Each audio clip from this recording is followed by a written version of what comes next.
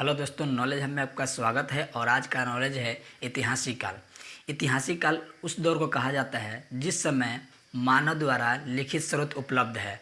उस स्रोत को आसानी द्वारा पढ़ा भी जा सकता है, यानी कि उस पढ़ना और लिखना दोनों मानव ने समझ गया था। उस काल को ऐतिहासिक काल कहा जाता है।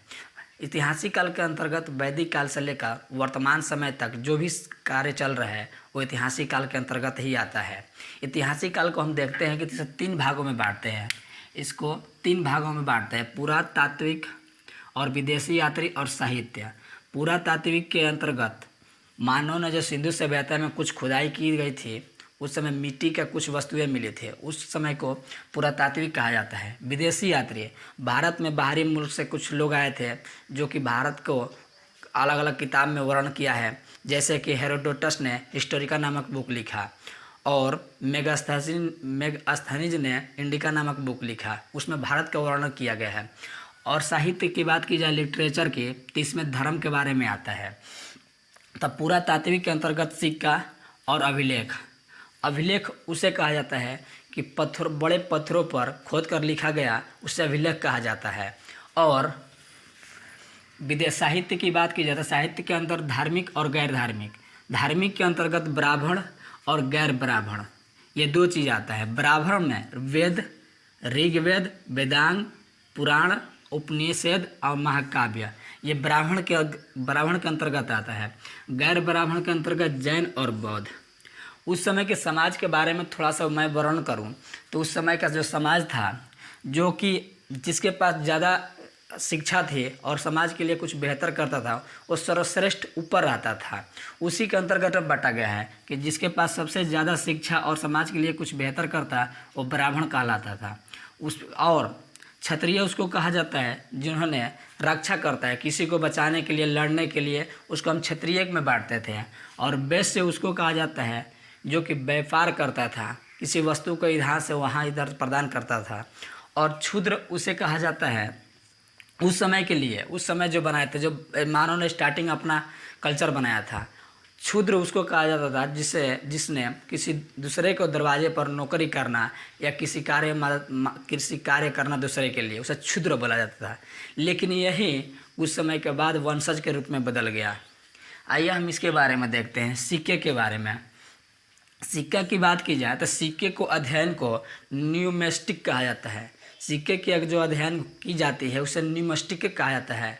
सिंधु सभ्यता में जो चीज़ वस्तु है अगर मिट्टी की प्राप्त हुई है उसे टेराकोटा भी बोला जाता है। तो टेराकोटा मैं यहाँ पर लिख रखा हूँ। टेराकोटा का सिक्का जो है प्राप्त हुआ था किस समय? पुरातात्विक के समय। और यहाँ की सिंधु सभ्यता में यह बना हुआ था। और काल की बात की जाए, कौन से काल, कौन से समय के दौर के समय कौन सा सिक्का चला हुआ था, किस शासक ने कब समय पर और कौन सा सिक्का चलाया था, उसके बारे में हम बात करें तो आइए हम देखते हैं। मौर्य काल के समय 2 तरीके का सिक्का चला था। एक सिक्के का जो नाम है आहत और पंचमार्ग। मौर्य काल के समय 2 सिक्का, आहत और पंचमार्ग। उस समय आहत के सिक्के पर कोई लिखावट नहीं था। एक सिक्का बना दिया गया था, उस पर कोई लिखावट कुछ तरीके से नहीं था, केवल चित्र बना हुआ था। एक फिगर जैसा बना दिया गया था कि इस तरीके से भाई रहेगा, और ऐसे एक चित्र के माध्यम द्वारा। उसके बाद सतवाहन काल आता है। सतवाहन काल में याद करने के लिए से सतवाहन और से सिक्का। तो सतवाहन काल में जो सिक्का का प्रयोग होता था उस शीशे का सिक्का का प्रयोग हुआ था। उसके बाद हम ये देखेंगे कि शीशे का सिक्का तो सतवाहन काल में प्रयोग हुआ था। फिर उसके बाद यूनानी काल आया। यूनानी काल के समय सोने का सिक्का जो था यूनानी काल के समय चला था। लेकिन शुद्ध सोना पूछ दे तो शुद्ध सोना की अगर बात की जाए तो कुषाण शासक जो आए थे उस समय शुद्ध सोने का प्रयोग किया जाता था। 24 कैरेट का सोने का सिक्का का प्रयोग कुषाण शासक द्वारा किया जाता था। लेकिन गुप्त काल जब समय आया तो गुप्त काल के समय शकरकंद गुप्त एक शासक थे। शकरकंद गुप्त शासक गुप्त काल के समय थे। उस समय सर्वाधिक अशुद्ध सोने का सिक्का चलाया। मतलब कि ये ससुर जाली था। जितना भी सिक्का था, कोई 15 कैरेट, कोई 20 कैरेट, कोई 24 कैरेट, कोई 10 कैरेट, इस तरह से अशुद्ध सोना चलाया था।